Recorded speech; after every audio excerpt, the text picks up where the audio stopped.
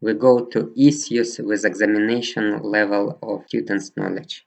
So in order to check the originality of the work, we go to details of the document. We check that author and the last saved author was the same name, and also how much time it was spent. For instance, 4 hours and 3 minutes was spent for preparation of this document. And also we pay attention on the date when this document was created. There are several options which students can use in order to cheat on their individual work. For instance, in this example, author was Asus, and then it was last saved by other user, and number of revisions it's like 33.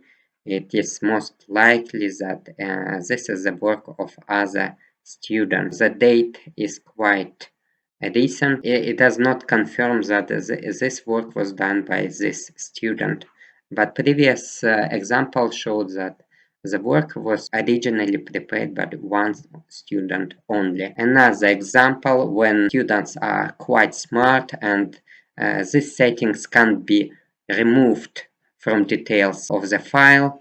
As you can see on this example, they removed it, and it was remained only the date when the document was prepared. In this case, it is necessary to check this work on plagiarism, on novelty, using different type of tools like Turnitin or other. This instrument allows you to check the novelty of the document, and it shows that the novelty of the document was very low, that it was downloaded from somewhere. This is another experiment. We select document, Word or PowerPoint, and check details of the document. And as you can see, the document was prepared by other person, and then it was modified by other person. And the total editing time was just 9 minutes. Of course, you can realize that in order to get this recent data, student copy paste data from source of information and then placed it into a new Word document, and that's why he spent just 9 minutes. I would like to share with you my experience with examination of students' knowledge we are testing using TestPad application. I won't go into details how to upload test questions into online TestPad, but what this gives you. At the end, it is a report where it is the date when the test was performed, accomplished, and then how much time student spent on this test, and also how many correct answers was given. And also I highlight here that the examination time was from 1 p.m. until 1:30. As one can see, this student was late by almost 20 minutes, and this student also entered later and then finished later. And moreover, the most important is this report gives you opportunity to check how IP addresses of the student correlate with from time to time they pass this test.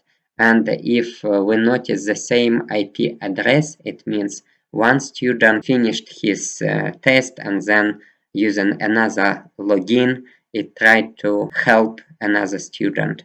So this is IP addresses. This is very useful information which gives you opportunity to monitor activity of students where they are located. Or for instance, if two students are located in the same place at one time.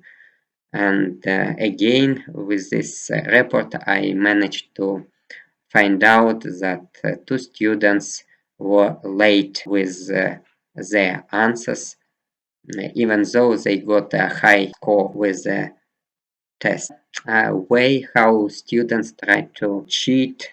It can be assumed that how much time the students has spent on the task. Moreover, one can get information about the year in which the document was first created, and who was its original first author of the document. Teaching staff have to check the text for the substitution of similar like O, E, P, C, B, Y letters with the letters from a different alphabet. This type of cheating was detected several times during the past year. They used it in order to increase the uniqueness of the document. And for that, of course, you need to download Russian alphabet at least and check with the following instruction. Find you place like different alphabet, you see that there are different words with another language, and also we check, and as you see, letter A was substituted from English alphabet into Russian alphabet. It looks the same, but the software Turnitin or other does not recognize. It recognizes as an error, and at the end it gives you percentage of novelty. It gives you information that about 22% of errors was met and that something is wrong with the document, even though the uniqueness of the document was 75%. Another example, we check the students' work. We also check if they use a different type of letters from different alphabets. They use translation, direct translation, for instance, from Russian language, for instance, article from on a Russian language into English using.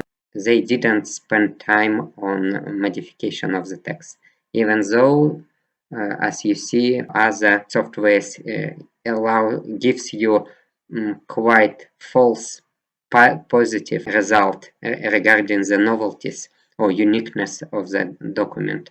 That's why you need to pay attention on all these type of skills which modern generation obtained from internet. And so not only students should learn all the time, but also teaching staff should enhance his knowledge up to date in the field, but also in IT area in order to avoid false positive results provided by students. So today I showed you how to use a virtual laboratory works, how to use Zoom for interaction, concurrent interaction with a number of students, and also application of settings, properties of document in order to find out whose work it was or when this work was created first time. Thank you for your attention.